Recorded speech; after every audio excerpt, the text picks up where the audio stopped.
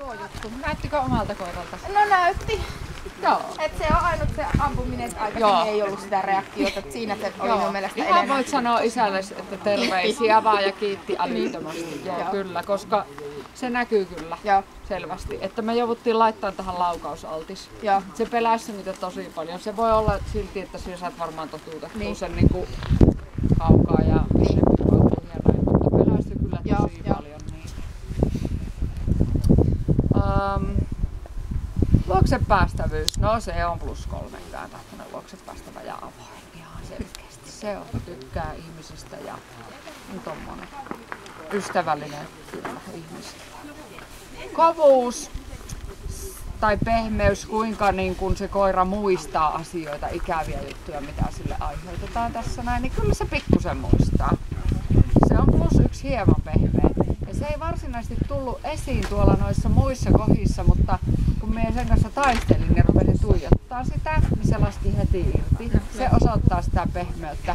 Samoin pimeässä, kun kopsautettiin sitä tuolia siinä välillä, niin sen piti huokastekalla ottaa uudestaan vauhtia ja sitten tuli vasta sinne sinun luo. Että semmoisissa kohdissa se näkyy.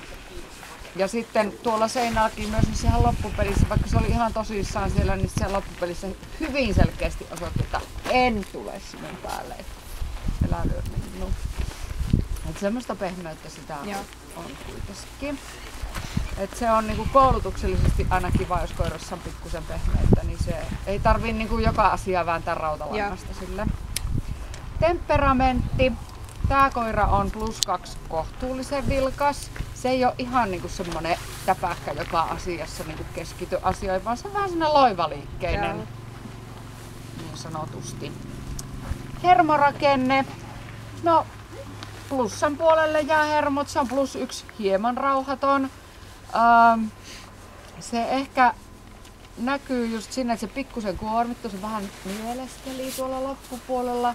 Kun annettiin kovaa paikka sille, niin se oli silleen, että ei ollut oikein kiva juttu. Mutta no, muutenhan se vaikuttaa hyvin rauhalliselta koiralta näin, että ehkä se kuormittuneisuus enemmänkin sitä sitten kuvaa sitä se hermorakennetta.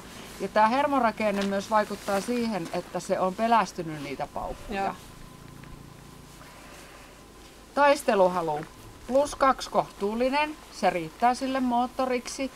Se ei ole semmonen ruuvipenkkiote, että se lähtisi hulluna taistelemaan joka asiasta, mutta se riittää sille moottoriksi. Se tykkää kumminkin siitä leikkimisestä ja patukasta tykkäsi enempi kuin kepistä ja taisteli hyvin kelkkaa vastaan ja sillä nähtiin semmoista ominaisuutta. Puolustushalu +3 kohtuullinen ja hillitty. Se oli ihan tosissaan, puolusti sinua pienintä mahdollista laumaansa. Oli ihan tosissaan kyllä ja tomerasti näytti, että ei ole tulemista tänne meidän luokse. Ja sitten taas kun hyökkääjä muuttuu ystävälliseksi, niin se on heti mukana. Että joo, kivaa. Ei jää mitään niin semmoista ikävää hälle jäljelle sitten siitä. Terävyys tuolla seinällä myöskin, se on hyvin kaukaa.